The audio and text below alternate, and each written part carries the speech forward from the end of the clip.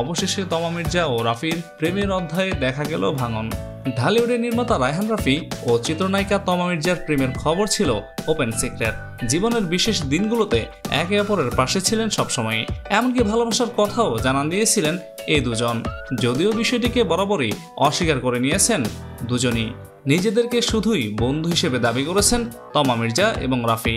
তবে এবার রাফিও জানালেন তমা শুধুই তার ভালো বন্ধু, এমনকি এই অভিনেত্রীর সঙ্গে কোনো প্রেম নেই এই নির্মাতার।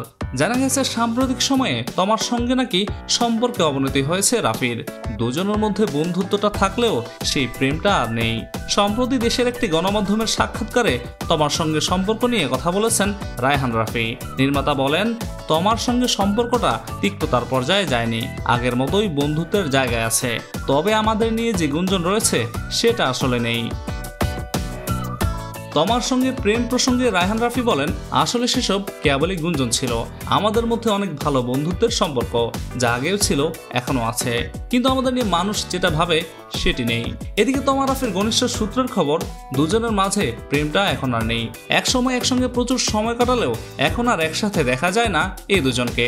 বর্তমানে দুজনেই নিজেদের মতো করেই ক্যারিয়ার নিয়ে ব্যস্ত হয়ে আছেন।